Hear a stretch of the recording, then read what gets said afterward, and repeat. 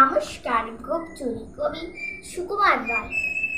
Head অফিসের বড় বাবু লোকটি বড় শান্ত। তার যে এমন মাথার ব্যামো কেউ কখনো জানতো? দিব্যি ছিলেন খোশ মেজাজি, চেয়ারখানি চেপে একলা বসে ঝিমঝিমিয়ে হঠাৎ গেলেন খেপে। আটকে উঠে হাত পা ছুড়ে চোখটি করে গোল।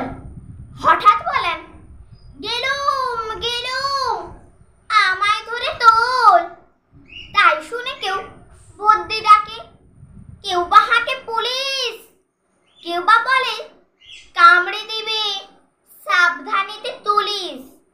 ব্যস্ত সবাই এদিক ওদিক করছে ঘোরাঘুরি।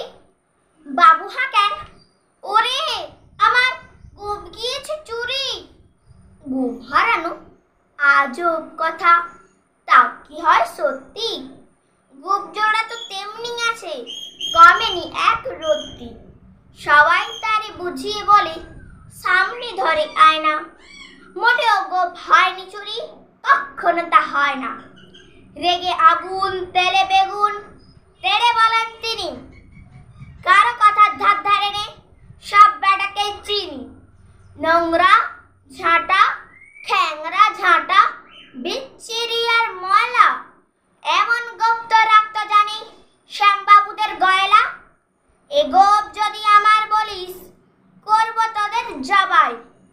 এই না বলি জরিমানা, করলেন তিনি সবাই। অফিসের এই বাঁদরগুলো মাথায় খালি গোবর। গোপ জোড়া যে কোথায় গেল কেউ রাখে না খবর।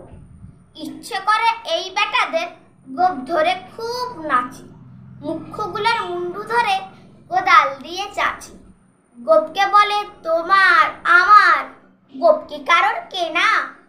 গোফের আমি গোফের তুমি, তাই দিয়ে যায় চেনা।